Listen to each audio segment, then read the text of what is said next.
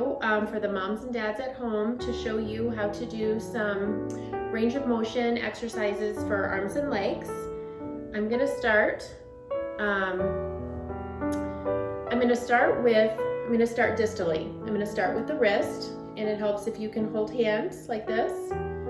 Gentle extension and flexion. Take it nice and slow. If you feel a catch or if you get clonus and bouncing, then just slow down. When you bring it back into extension, it is nice to allow the fingers to flex over your hand. Okay, another one is pronation and supination. Twisting the forearm, you'll see that I'm supporting under the elbow.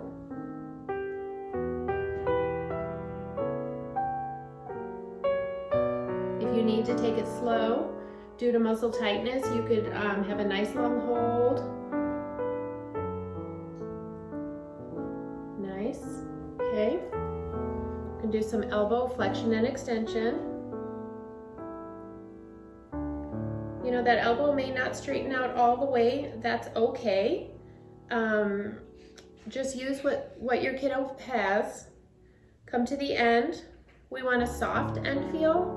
We don't want a hard end feel. If you feel like you're coming up against bone on bone, don't push into that. We're gonna be very, very gentle. We need to be cognizant of fragile bones and muscle contractures, and also really keep an eye on your kiddo's face. If you're doing something that's uncomfortable, you're gonna get a grimace, and we do want to avoid that. This should be calming and relaxing. Once it becomes uncomfortable, then your kiddo is going to resist, and then we're not going to gain any ground that way. So what we're doing is we're practicing and we're moving through the range that they have. And you may find that, you know, if it's a little tight, then maybe each time it'll just go a little bit further as they learn to relax. And so this last one is arm up and over.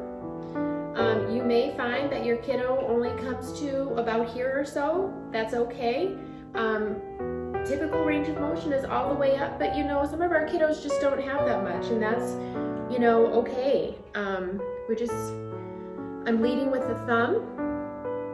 I'm leading with her thumb, and just use what they've got, okay? So you can do, you know, obviously, both arms. If you're taking it nice and slow, you could do 3 to 5 reps. If you're able to move quickly through it, you could do 10 reps, okay? So now we're gonna move on to the lowers.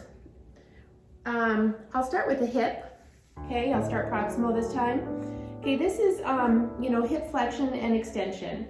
If your kiddo has had hip surgery, then you know that they already have wonky hips, and you already know what to do, what not to do, what's uncomfortable, what they can and can't do. You know, the orthopedic doctors told you their limitations, so you just work within those limitations. When you are bringing the leg up and down, you might get that GI system going. That may be something that, you know, you need if there's some constipation there. So this is hip flexion and extension. We would like, you know, if they're sitting in a chair, then this is how much flexion they automatically have, right? So we know they have that much. We certainly would like them to have a little bit more at least, okay? And then when we come down, we'd really like them to be able to come all the way flat. That's a good, nice measure of neutral hip extension, okay? So up and down like this. This is hip flexion and extension, okay? And then so the next one is a hamstring stretch, which, you know, nobody likes, but it's something we need to work on. This thigh is straight up and down, and then I'm gonna try to kick the foot up. I'm bringing the foot up. So that's your hamstring stretch right there. And you don't want to go into it real quick, because then the hamstring is going to catch and you're not going to get anywhere. And remember, again, keep an eye on your kiddo's face. They're going to tell you if it's uncomfortable. We don't want grimacing. Kind of slowly come towards your end. Give it a gentle push. We don't want to cause pain. You know, I don't believe in this no pain, no gain thing. We really want to take it easy. Up and down, okay? Same on both sides. And then if your kiddo is tight in the hips, you can let the knees fall apart. You can't really see it from that perspective, but what I'm doing is I'm letting the knees come apart. You don't want to let it fall all the way. Just bring it a bit. Be sure you're in control. You're holding the knees, okay?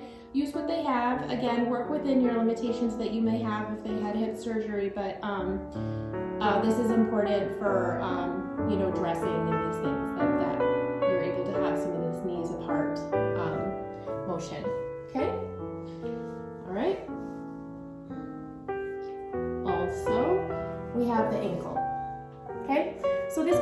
here, or this can be done way down here, okay?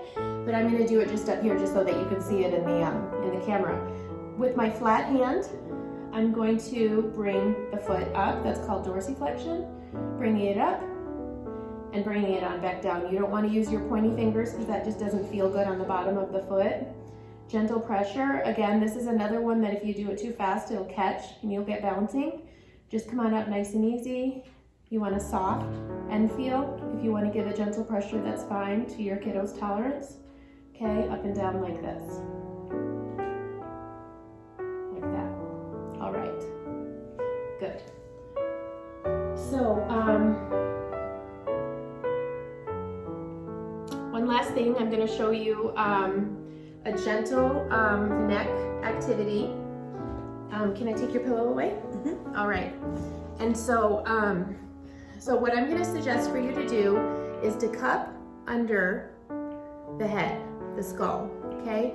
My fingers are just under the bottom of the skull, right here, right at the hairline, right there. And my hands are touching, my pinkies are touching, my hands are touching side by side, and I'm cupping and cradling, and we're on the ground. So I'm not even holding her head up. Everything is resting on the ground.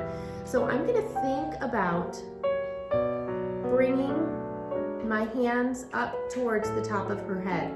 It's gonna be the ever most slightest motion, and it may mostly just be the scalp sliding on the skull.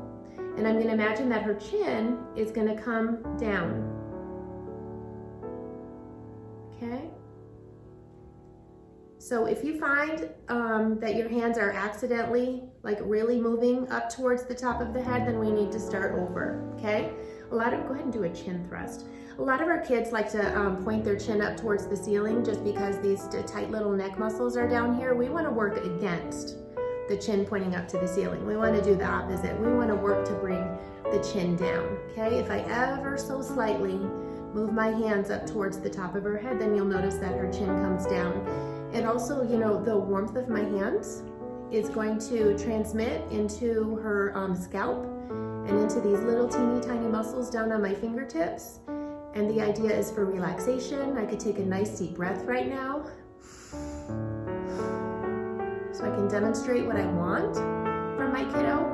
I want relaxation, a nice deep breath. I can transmit my calm energy, maybe dim the lights, relaxing music, maybe some lavender oils, you know, just really to create a calming experience, and very, very ever so slightly create some upward pressure on the back so that her chin may tip down.